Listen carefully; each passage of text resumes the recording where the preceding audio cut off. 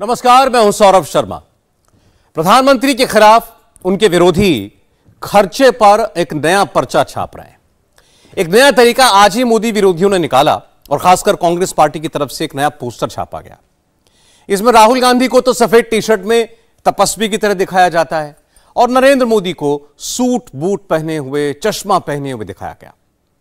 बेवजह तुलना करने वाले टेक्स्ट और हैशटैग घुमाए जाते हैं। प्रधानमंत्री के पर्सनल खर्च का हिसाब आज हम आपको बताते हैं ताकि मोदी विरोधियों के फैलाए प्रोपेगेंडा का जवाब भी आपको मिल जाए। जैसे प्रधानमंत्री के इलाज का खर्च कौन उठाता है, प्रधानमंत्री के खाने का खर्चा कहां से आता है, क्या पर्सनल खर्चे खुद मोदी उठाते हैं या सरकारी खजाने से यह पैसा आता है।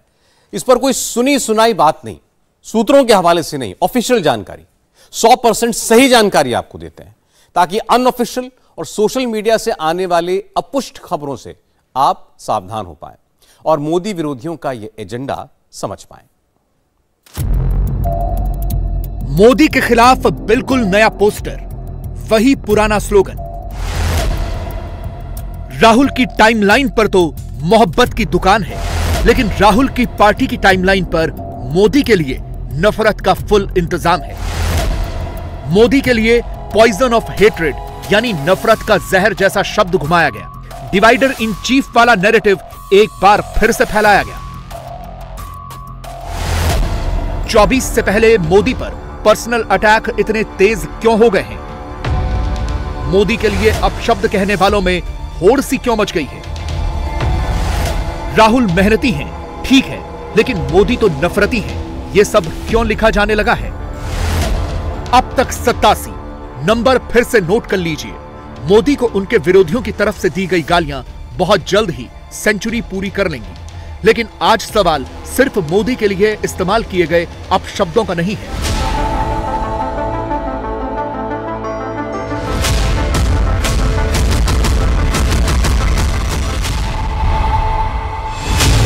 चौबीस के लिए मोदी के खिलाफ कोई बहुत बड़ी साजिश रची गई है, जिसके तार देश से लेकर विदेश तक जुड़े हुए हैं। यह समझने के लिए आपको फ्लैशबैक में चलना होगा।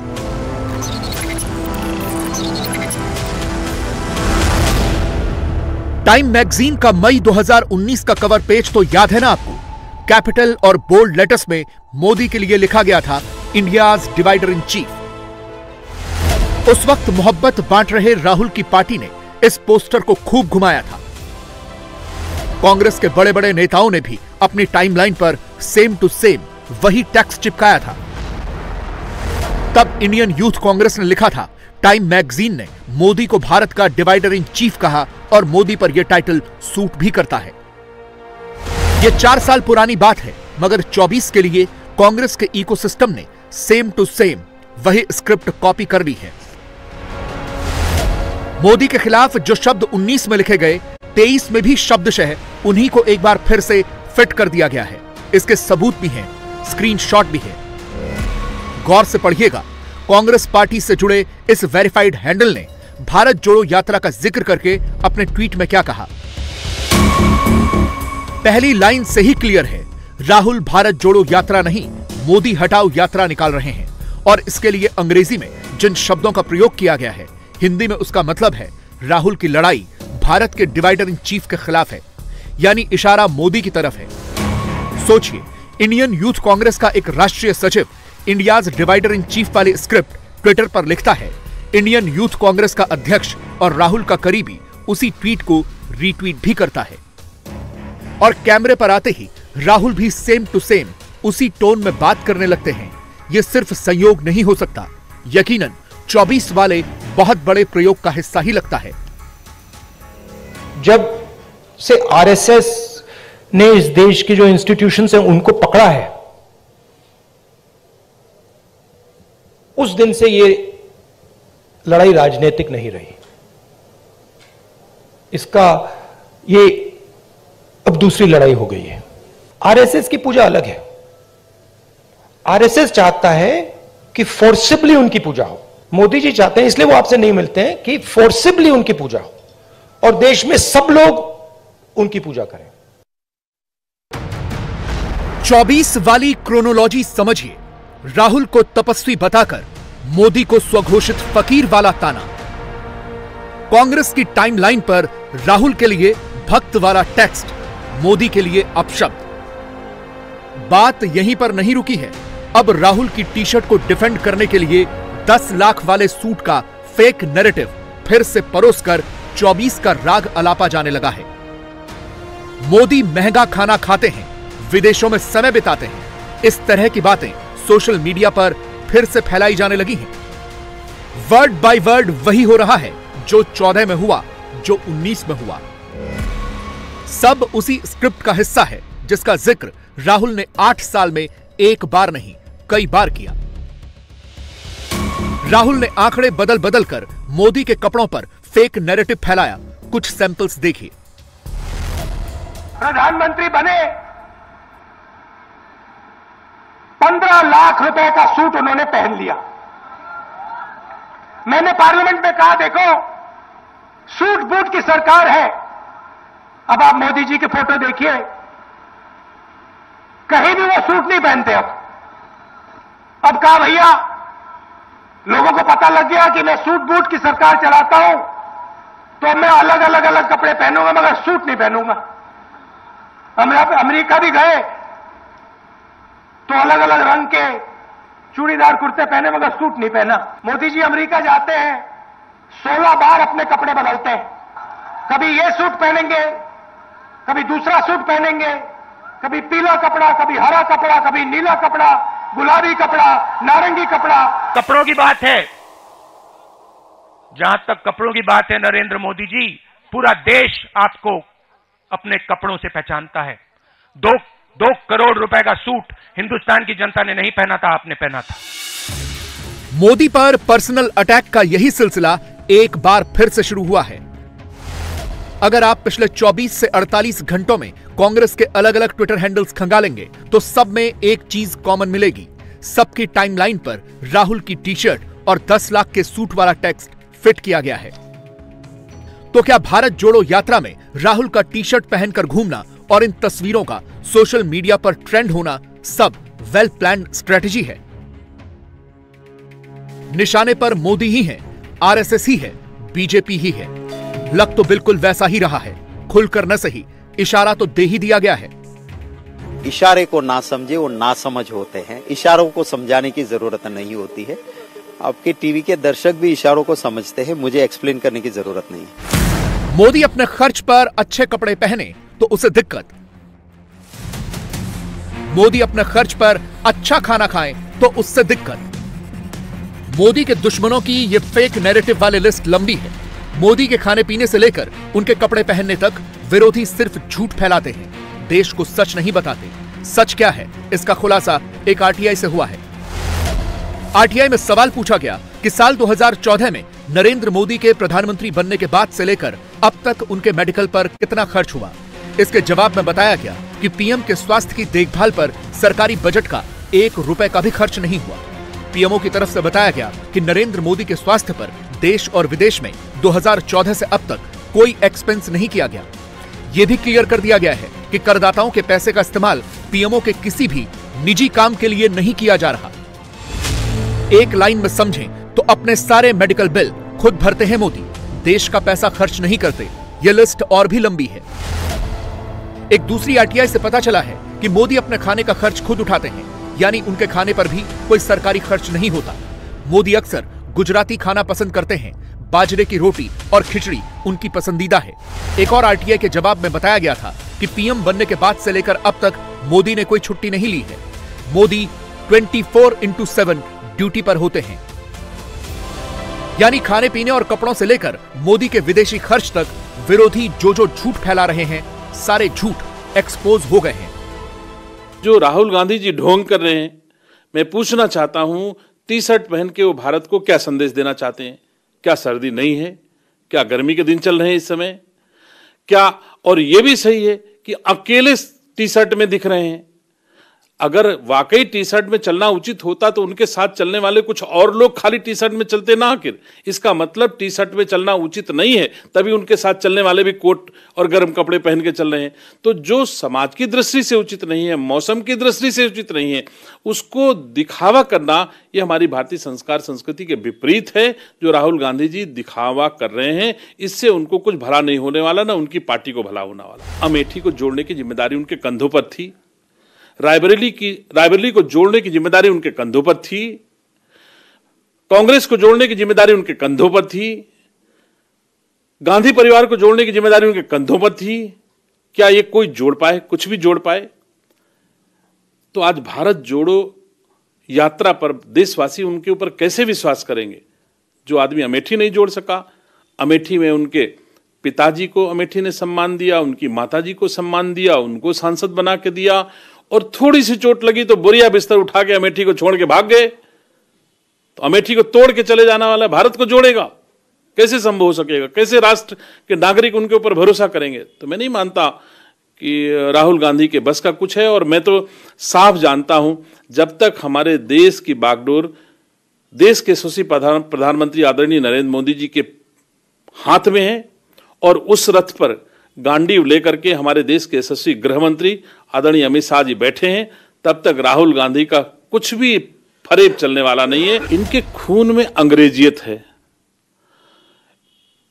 तो इनको भारतीय संस्कार संस्कृति का अंदाजा नहीं है। धन्यवाद देना चाहता हूं देश के यशस्वी प्रधानमंत्री आदरणीय नरेंद्र मोदी जी को, उत्तर प्रदेश के मुख्यमंत्री आदरणीय योगी आदित्यनाथ जी को, जिन्होंने थोड़ा बहुत, जिनके भय से ये जनेऊ कभी उल्टा टांग लेंगे, तो कभी मंदिर में चले जाएंगे, तो कभी कंठी लटका लेंगे, ये मजबूर हो गए कि हमको कुछ ना कुछ इसके साथ जीना है, तभी हो सकता है हमारा सर्वाइवल हो जाए। तो अंग्रेजियत का ही हिस्सा है, उनके खून में अंग्रेजियत है। मैं बार बार कह रहा हूं, पाश्चात्य सभ्यता के पोषक राहुल गांधी से भारत नहीं जुड़ सकता किसी दशा में।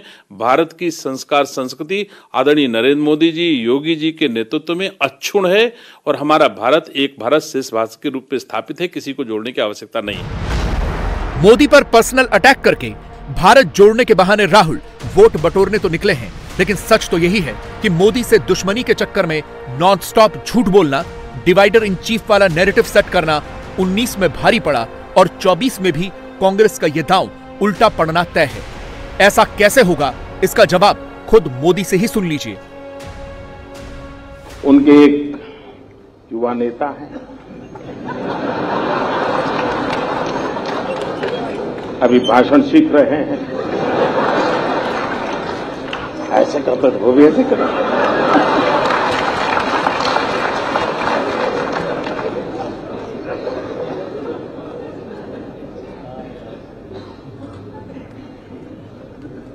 जब से उन्होंने बोलना सीखा है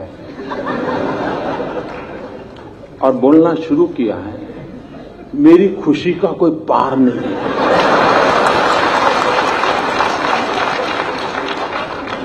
– 2009 में पता ही नहीं चलता था कि भाई इस पैकेट के अंदर क्या है, पता ही नहीं चलता था। अब पता चल रहा है कि भाई ये है, ये नहीं है। न बोलते तो बड़ा भूकंप आ जाता था, और देश को इतना बड़ा भूकंप झेलना पड़ता, ये देश 10 साल तक उभर नहीं सकता था। लेकिन अच्छा हुआ कि बोलना शुरू हो गया, तो पता चल रहा है भूकंप की संभावना बची नहीं। राहुल गांधी की भारत जोड़ो यात्रा लास्ट स्टेज में पहुंच गई है। राहुल की यात्रा में बस अब 2 राज्य बचे हैं। खुद राहुल गांधी आज पंजाब पहुंच गए, अब सिर्फ जम्मू कश्मीर बाकी है, और इसी महीने राहुल गांधी की यात्रा पूरी भी हो जाएगी। इस यात्रा से राहुल की तपस्या कितनी सफल हुई? क्या इस यात्रा से राहुल गांधी को बहुत फायदा पहुंचा? क्या नरेंद्र मोदी को बहुत नुकसान हो गया? नया सर्वे क्या बताता है? कांग्रेस पार्टी राहुल गांधी की यात्रा से खुद को मजबूत करना चाहती है, लेकिन क्या बाकी पार्टियों के नेता, चाहे वो नीतीश कुमार हो, ममता बनर्जी हो, अखिलेश यादव हो, केसीआर हो, अरविंद केजरीवाल हो, क्या ये सब मानने लगे हैं कि कांग्रेस मजबूत हो गई है, या कांग्रेस उसी हाल में है जैसे 2014 में थी, 2019 में थी? 24 में मोदी के खिलाफ एक मोर्चा बनेगा, बल्कि 2 मोर्चे बनेंगे, या 4 तरफ से मोर्चाबंदी होगी? सवाल है सिग्नल क्या मिल रहे हैं, इस रिपोर्ट में देखिए। नरेंद्र मोदी कंट्रोल रूम में है। प्रधानमंत्री के सामने एक साथ 4 फ्रंट खुले हुए हैं।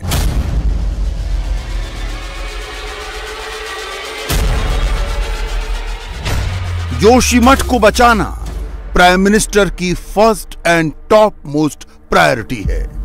जिस आध्यात्मिक नगर में आदि गुरु शंकराचार्य रहे, उस जोशीमठ को बचाने के लिए एक एक मिनट कीमती है। इसलिए पहाड़ पर 24/7 काम चल रहा है। प्रधानमंत्री ने टीम इंडिया की पूरी फोर्स सेव जोशीमठ में डिप्लॉय कर दी है।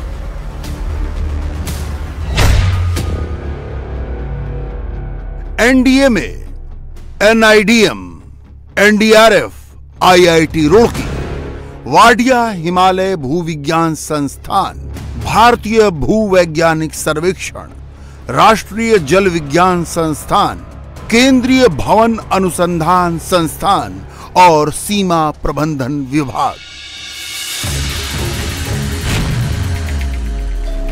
जोशीमठ में नरेंद्र मोदी ने केंद्र की सारी एजेंसियों को काम पर लगा दिया है। प्राइम मिनिस्टर खुद चीफ मिनिस्टर के साथ हॉटलाइन पर हैं और पीएमओ के प्रिंसिपल सेक्रेटरी केंद्र और राज्य के सभी बड़े अफसरों के साथ कोऑर्डिनेट कर रहे हैं।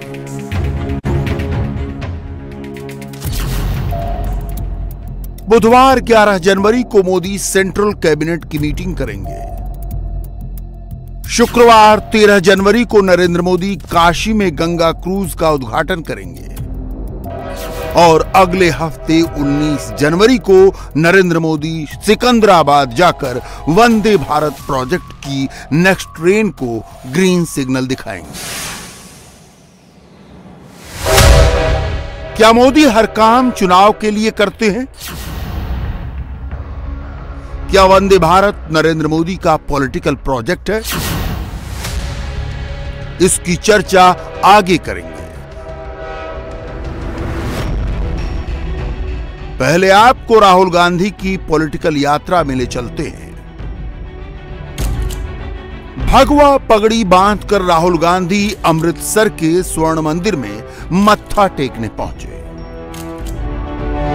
यह वही पवित्र गुरुद्वारा है जहां इंदिरा गांधी ने ऑपरेशन ब्लू स्टार कराया। समय बदल गया है। तब सियासत में नेहरू गांधी परिवार का दबदबा था। आज राहुल उस खोई ताकत को दोबारा हासिल करने के लिए पैदल चल रहे हैं। राहुल की भारत जोड़ो यात्रा हरियाणा से निकल चुकी है। अब राहुल को पंजाब में पैदल चलना है। उससे पहले वो गोल्डन टेम्पल आए। भारत जोड़ो यात्रा अपने आखिरी चरण में है। पंजाब के बाद यह यात्रा जम्मू कश्मीर में दाखिल हो जाएगी और श्रीनगर पहुंचकर खत्म हो जाएगी। सवाल है कि राहुल को इस यात्रा से क्या मिला? हिंदू वोट की खातिर राहुल गांधी कांग्रेस को हिंदू प्रतीकों से जोड़ रहे हैं। कांग्रेस के पंजे को वो भगवान शंकर की अभय मुद्रा बताते हैं। कांग्रेस राहुल को तपस्वी प्रोजेक्ट कर रही है और राहुल महाभारत की कथा को अपनी पॉलिटिक्स में फिट करने की कोशिश करते हैं। 21वीं सदी के कौरव हाफ पैंट, खाकी हाफ पैंट पहनते हैं, हाथ में लाठी लिए होते हैं और शाखा लगाते हैं। हिंदुस्तान के 2-3 सबसे अमीर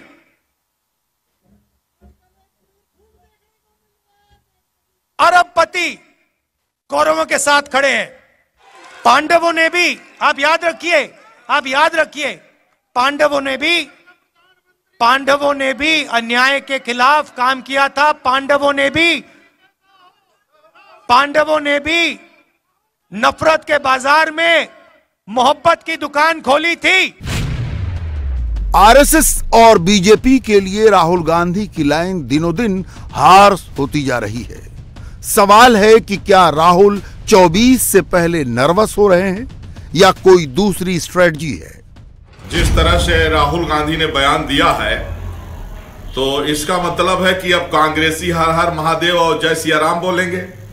अगर राहुल गांधी का ये कहना है कि संघ परिवार जो है जय श्री राम बोलता है, उसको जय सिया राम बोलना चाहिए, तो उनके हिसाब से कि माता सीता को हटा दिए हैं, तो अब जितने कांग्रेसी हैं अब वो जो है तो हर हर महादेव बोले और जय सिया राम बोले, अच्छी बात है बोले, लेकिन उनको ये पता होना चाहिए कि माननीय प्रधानमंत्री नरेंद्र मोदी जी अपने उद्बोधन की शुरुआत जय सिया राम से ही करते हैं। भारत जोड़ो यात्रा के बारे में सबसे ताजा सर्वे ये बताता है कि राहुल ने गेन तो किया है, राहुल की पॉपुलैरिटी पहले से बढ़ी है। जिन राज्यों से राहुल की यात्रा गुजरी वहां राहुल गांधी का अप्रूवल ग्राफ अप हुआ है। कर्नाटक में यात्रा शुरू करने से पहले राहुल की अप्रूवल रेटिंग 39% थी। कर्नाटक में यात्रा खत्म करते वक्त राहुल की अप्रूवल रेटिंग 58% हो गई। तेलंगाना में राहुल गांधी की अप्रूवल रेटिंग 35% से बढ़कर 56% तक पहुंच गई। मध्य प्रदेश में राहुल की अप्रूवल रेटिंग 46% से 54% तक पहुंच गई। राजस्थान में राहुल गांधी 33% से बढ़कर 41% तक पहुंचे। ये वो 4 राज्य हैं जहां इसी साल चुनाव होने वाले हैं। मुसाफिर हो तुम भी, मुसाफिर हैं हम भी, किसी मोड़ पर फिर मुलाकात होगी। बोलिए भारत माता की, भारत माता की। और अंत में अगर कसर तो नहीं छोड़ी, लेकिन प्रधानमंत्री जी की लोकप्रियता ऐसी थी कि हाल छोटा पड़ गया। मैं दोनों हाथ जोड़ के आपसे माफी मांगता हूं, अगर कोई असुविधा हुई तो दोनों हाथ जोड़ के आपसे माफी मांगता हूं। 1 जनवरी 2022 को राहुल गांधी का ओवरऑल सेटिस्फैक्शन 40% था, जो 1 जनवरी 2023 को 48% हो गया। राहुल की रेटिंग बढ़ी है, लेकिन क्या ये रेटिंग कांग्रेस के लिए वोट में तब्दील होगी? एक्सपर्ट्स कहते हैं नहीं। इसकी 3 प्रमुख वजह क्या हैं, वो भी समझिए। चुनाव में राहुल का सामना नरेंद्र मोदी से होगा। मोदी की पॉपुलैरिटी राहुल से बहुत ज्यादा है। कांग्रेस का संगठन कमजोर पड़ चुका है, जबकि बीजेपी दिनों दिन ताकतवर हुई है। कांग्रेस के पास बूथ मैनेजमेंट नहीं है, जबकि बीजेपी ने इसमें मास्टरी हासिल कर ली है। लड़ाई विचारधारा की है। मैं तो उनसे हमेशा एक ही बात करता हूं कि आप लोग हिंदू राष्ट्र की बात करते हो, वो तो भारतीय संविधान में तो नहीं है। इसका मतलब है भारतीय संविधान पर आपको भरोसा नहीं है। अगर भारतीय संविधान पर भरोसा नहीं तो फिर चुनाव क्यों लड़ते हैं, संविधान की शपथ क्यों लेते हैं? ये दो मुही बात अच्छी नहीं लगती। पहला मोर्चा नरेंद्र मोदी का, दूसरा मोर्चा राहुल गांधी का, मगर देश में यही 2 मोर्चे नहीं हैं। ममता बनर्जी और नीतीश कुमार तीसरा मोर्चा बनाने में लगे हैं और केसीआर, केजरीवाल और अखिलेश यादव चौथा मोर्चा बनाने के लिए मिलने वाले हैं। केसीआर ने टीआरएस की जगह बीआरएस बनाई है। पहली रैली के लिए उन्होंने अखिलेश यादव, अरविंद केजरीवाल और भगवंत मान को न्योता भेजा है। 24 के लिए नई खिचड़ी पकने वाली है। असदुद्दीन ओवैसी जैसे पॉलिटिकल प्लेयर्स उस सियासी खिचड़ी में छौंक लगा रहे हैं। मोदी बनाम नहीं होना चाहिए, मगर केसीआर को जो लोग अंडर एस्टिमेट कर रहे हैं वो बहुत ज्यादा अंडर एस्टिमेट कर रहे हैं, उनको नहीं करना चाहिए। केसीआर को अंडर एस्टिमेट मत, बहुत से लोग अंडर एस्टिमेट करते हैं। नीतीश कुमार तो एक इनकंसिस्टेंट पॉलिटिशियन है और उनकी बात का कोई यकीन नहीं करता। कभी बीजेपी के साथ तो कभी सेकुलर बन जाते हैं। अब तक तो केसीआर ने ऐसा नहीं किया। बिहार में आपने कौन सा काम किया? सीमांचल का जो इलाका है भारत का सबसे पसमानदा माने बैकवर्ड रीजन है, आपने कुछ नहीं किया वहां पर, सिर्फ भाषण। 70 लोग शराब पी के मर जाते हैं, बोलते हैं कि मैं शराब पीने वालों का साथ दूं। भाई शराब इलीगल आई कैसा वहां पर? केसीआर प्रधानमंत्री बनने का ख्वाब देख रहे हैं। केजरीवाल का भी यही एम्बिशन है। 3 बार बंगाल जीत चुकी ममता बनर्जी भी यही सपना देखती हैं। नीतीश कुमार पीएम की कुर्सी के लिए ना कहते हैं, मगर उनकी ही पार्टी के नेता ये बताते नहीं थकते कि नीतीश पीएम पद के लिए एकदम फिट कैंडिडेट हैं। तीसरा और चौथा मोर्चा बनने से पहले ही प्रधानमंत्री पद के दावेदार कतार में खड़े हो गए हैं। नीतीश हो, केसीआर हो, केजरीवाल हो या ममता बनर्जी, सबको ये मालूम है कि 24 में अकेले लड़ेंगे तो वो मोदी से जीत नहीं पाएंगे। फिर भी वो मिलकर नहीं लड़ना चाहते, क्योंकि इसके लिए उन्हें प्रधानमंत्री पद पर अपनी दावेदारी छोड़नी पड़ेगी। दावेदारी के लिए ही राहुल गांधी अलायंस नहीं बना रहे।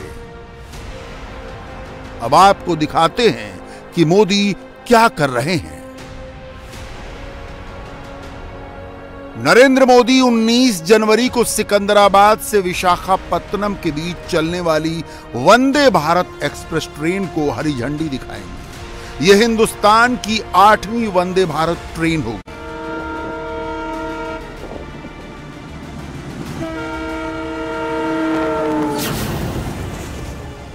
नरेंद्र मोदी ने पहली वंदे भारत एक्सप्रेस ट्रेन 2019 में दिल्ली से वाराणसी के बीच शुरू की थी। दूसरी वंदे भारत ट्रेन दिल्ली से माता वैष्णो देवी कटरा के बीच चलती है।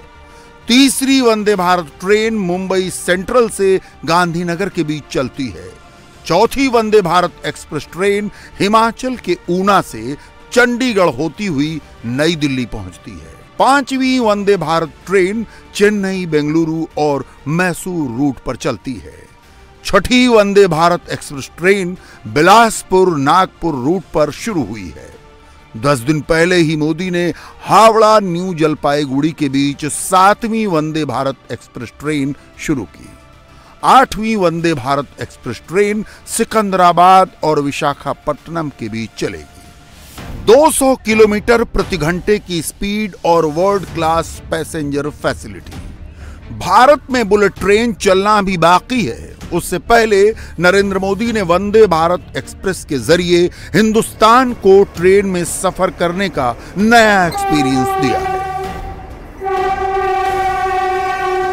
राहुल गांधी कहते हैं कि वो पैदल चलकर देश जोड़ रहे हैं। मोदी वंदे भारत से हिंदुस्तान को एक कर रहे हैं। गौर कीजिए, मोदी ने हिंदुस्तान के लगभग हर कोने में वंदे भारत पहुंचा दिया है। 8वीं वंदे भारत एक्सप्रेस ट्रेन उस राज्य में चलने वाली है जहां मोदी की पार्टी 0 पर है। आंध्र प्रदेश में बीजेपी का न कोई सांसद है न कोई विधायक है। 0 होने पर भी मोदी की पार्टी ने प्रयास बंद नहीं किए।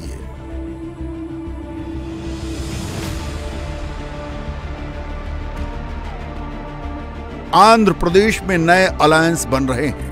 मोदी आंध्र प्रदेश में किससे अलायंस करेंगे, इसका पहला मैसेज सिकंदराबाद की सभा में मिल सकता है। उससे पहले मोदी वर्चुअली काशी से कनेक्ट होने वाले हैं। गंगा में क्रूज तैयार खड़ा है।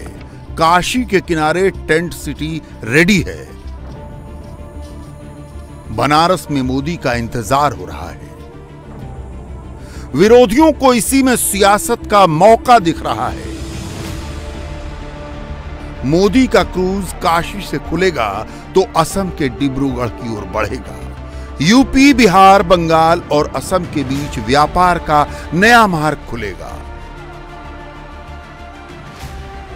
मगर बिहार में नीतीश कुमार की पार्टी कह रही है कि हम उसे पटना से आगे बढ़ने ही नहीं देंगे। सरकार जो योजना बना रहा है जहाज का ना, वो पैसा का बर्बादी कर रहा है। वो योजना कभी सफल नहीं होने वाला है। गंगा का हालत आप लोग को मालूम है ना, कितना ज्यादा इसमें गाद जमा है, कितना भारी गाद जमा है। पहाड़ बन गया है गाद का। हर साल आप जहाज चलाइएगा, हर साल गंगा के खाद को जो गाद है उसको साफ करिएगा और फिर अगला साल बाढ़ में गाद जमा हो जाएगा। ये पैसा का लूटे ना है। ये सब कोई बिहार में योजना हम लोग नहीं चलने देंगे, निश्चिंत रहिए। आज भी जो गंगा नदी में 4.25 मीटर की ड्रेजिंग करके पानी के जहाज चलाए जा रहे हैं, उनसे हल्दिया बनारस का व्यापार हो रहा है, हल्दिया इलाहाबाद का व्यापार हो रहा है।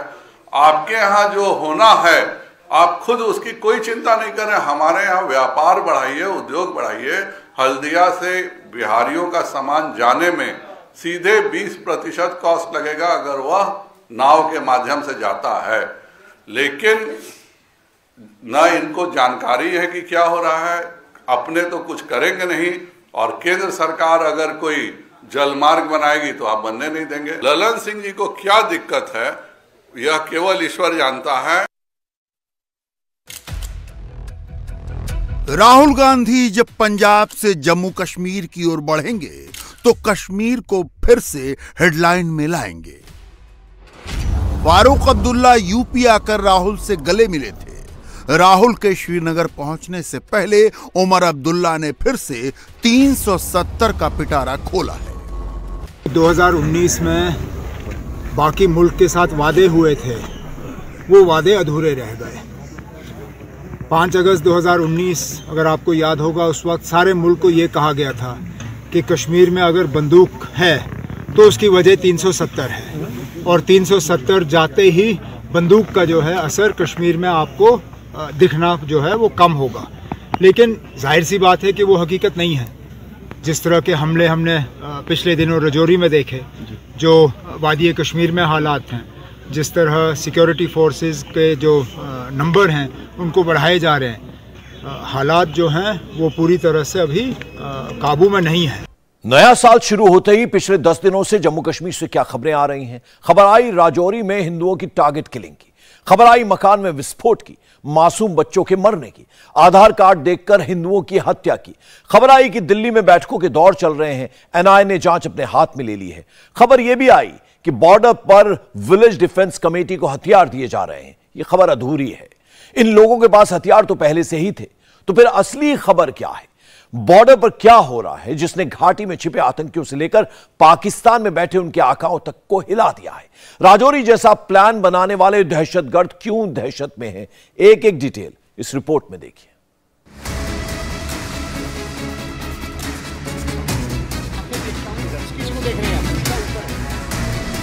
ये प्लस टारगेट है, ये पक्का इसके बीच में लाइन है, उसको टारगेट को मारना है।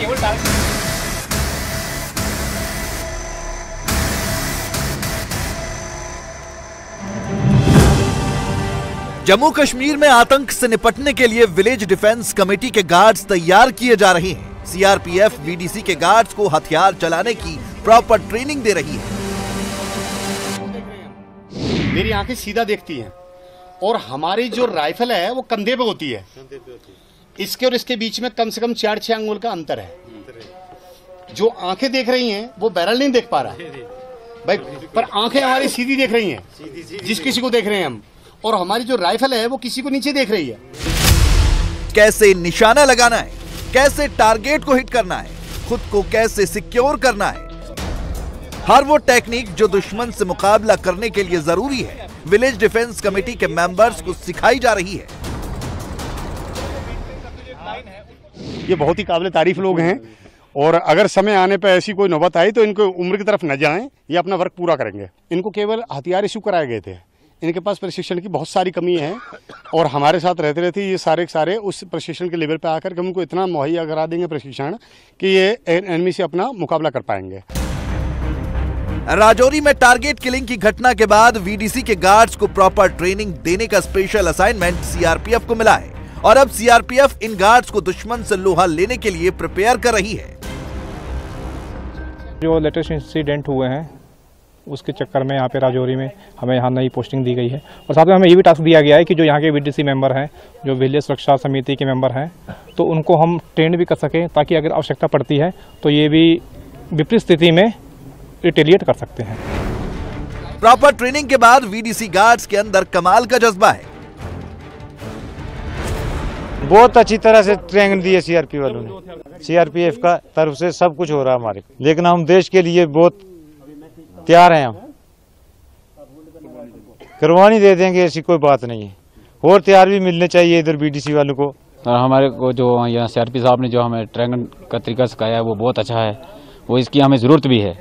तो इस SHO साहब ने भी हमारे को नंबर दिए हुए हैं और हम गांव में चलते हैं और देखभाल भी हमारी है, हम इनके साथ भी चलना चाहते हैं। आज हमें SHO साहब और इन्होंने बुलाया तो CRPF के जो यहाँ ट्रेनिंग देने वाले हैं उन्होंने हमें आज थोड़ा बहुत सिखाया, इसलिए आगे हम कम से कम 10 दिन तो ट्रेनिंग होगी। बहुत से लोग हैं जिनको पता नहीं है कि मैगजीन क्या है, बोल्ट क्या है, फायर कैसे करना है, तो इसलिए हम इनकी शुक्रगुजार हैं। बहुत बहुत शुक्रिया। ऐसे तो गन हर आदमी ले सकता है, वरना इसको यूज़ करने का भी पता होना चाहिए कि जो हथियार ख़राब हैं, हमारा आर्मर मौजूद है, हम ठीक करके देंगे। जिसको अपने कारतूस कम है वो बराबर करके SHO साहब ने बोला हम देंगे और फायर भी करवाएंगे। जम्मू कश्मीर में सिचुएशन को अंडर कंट्रोल करने के लिए सरकार हर कदम उठा रही है। सेना के रिटायर्ड जवानों को बंदूकें दी जा रही हैं और वीडीसी गार्ड्स को प्रॉपर ट्रेनिंग मिल रही है। दूसरी तरफ पॉलिटिक्स भी जारी है। कल होम मिनिस्टर अमित शाह ने कश्मीर के हालात पर मीटिंग की और आज कश्मीर के पूर्व CM उमर अब्दुल्ला ने सरकार के दावे पर सवाल खड़े कर दिए। इस वक्त जम्मू कश्मीर में जो मुद्दे हैं, विशेष करके जो पिछले दिनों राजौरी में हत्याकांड हुआ, मिलिटेंट अटैक हुआ, तो उसके कारण से हालात की जानकारी देने के लिए हम सभी यहाँ पर आए थे। हमने अमित शाह जी के सामने अपनी बात रखी है। पाकिस्तान समय समय पर अपना जो मिलिटेंट्स घुसपैठ के सहारे यहाँ पर भेजता है। पिछले दिनों में कुछ टारगेट किलिंग्स हुई, इसमें कोई दो राय नहीं है, लेकिन सुरक्षा बल जहाँ तक जम्मू कश्मीर में काम कर रहे हैं, बहुत अच्छा काम कर रहे हैं। कि जो 2019 में बाकी मुल्क के साथ वादे हुए थे वो वादे अधूरे रह गए। 5 अगस्त 2019 अगर आपको याद होगा, उस वक्त सारे मुल्क को ये कहा गया था कि कश्मीर में अगर बंदूक है तो उसकी वजह 370 है और 370 जाते ही बंदूक का जो है असर कश्मीर में आपको दिखना जो है वो कम होगा। लेकिन जाहिर सी बात है कि वो हकीकत नहीं है। जिस तरह के हमले हमने पिछले दिनों राजौरी में देखे, जो वादी कश्मीर में हालात हैं, जिस तरह सिक्योरिटी फोर्सेस के जो नंबर हैं उनको बढ़ाए जा रहे हैं, हालात जो हैं वो पूरी तरह से अभी काबू में नहीं है। कश्मीर में इस वक्त हिंदुओं को टारगेट किया जा रहा है। मोदी सरकार इस टॉपिक पर बहुत ज्यादा सीरियस है। 26 जनवरी के बाद डिफेंस मिनिस्टर राजनाथ सिंह भी कश्मीर जाने वाले हैं। इंडिया टीवी हर वक्त हर जगह डाउनलोड करने के लिए सर्च करें India TV news Google play store या ऐप स्टोर पर।